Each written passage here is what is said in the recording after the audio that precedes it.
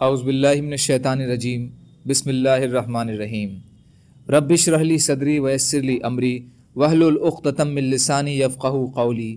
ریاض الصالحین حصہ اول۔ کھلے اور چھپے ہوئے کاموں میں نیک نیتی ہونا ضروری ہے۔ اللہ پر بھروسے کے بیان میں حضرت جابر رضی اللہ تعالی عنہ سے روایت ہے، وہ رسول اللہ صلی اللہ علیہ وسلم کے ساتھ نجد کی طرف جہاد کے لیے گئے۔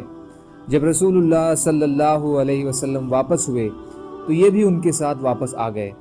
راستے میں صحابہ کرام رضی اللہ تعالی عنہم کو گھنے خاردار پیڑوں کی ایک وادی میں دوپہر کو نیند نے آ لیا، نیند کا غلبہ ہو گیا۔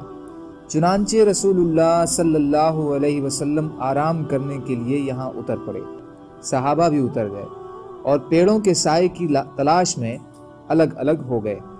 رسول اللہ صلی اللہ علیہ وسلم کیکر کے ایک پیڑ کے نیچے لیٹ گئے اور اس کے ساتھ اپنی تلوار لٹکا دی، اور ہم سب تھوڑی دیر کے لیے سو گئے۔ پھر اچانک ہم نے سنا کہ نبی اکرم صلی اللہ علیہ وسلم ہمیں بلا رہے ہیں۔ جب ہم وہاں پہنچے تو دیکھا کہ ایک اعرابی یعنی بدو آپ کے پاس ہے۔ آپ نے فرمایا، اس نے میری تلوار پیڑ سے پکڑ کر مجھ پر سونت لی جبکہ میں سویا ہوا تھا۔ میں بیدار ہوا تو اس کے ہاتھ میں سوتی ہوئی تھی۔ مجھ سے اس نے کہا، آج تجھ کو مجھ سے کون بچائے گا؟ میں نے بے اختیار کہا، اللہ، اور یہ 3 بار کہا کہ اللہ بچائیں گے، اور آپ نے اس دیہاتی کو کوئی سرزنش نہیں کی اور بیٹھ گئے۔ بخاری اور مسلم۔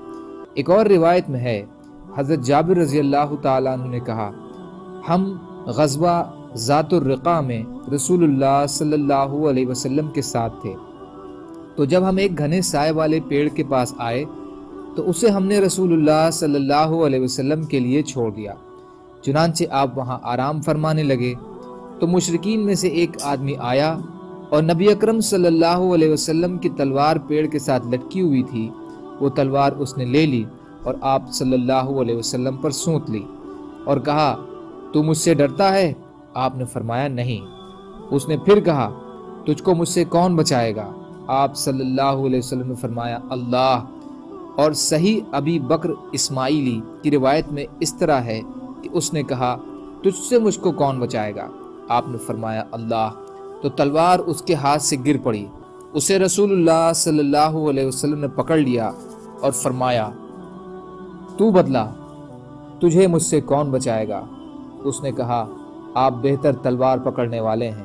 آپ نے اس سے پوچھا، تو اس بات کی گواہی دیتا ہے کہ اللہ کے سوا کوئی معبود نہیں، اور یہ کہ میں اللہ کا رسول ہوں؟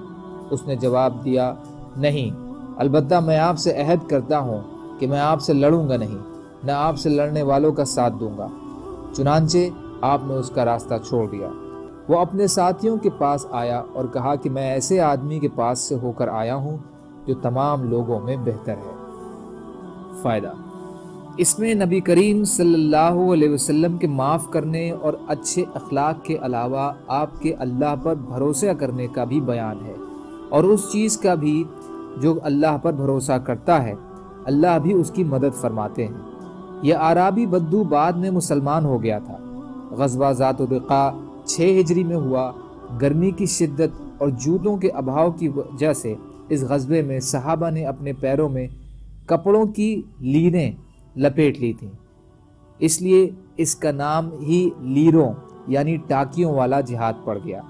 کچھ نے اس کی وجہ کچھ اور بھی بیان کی ہے۔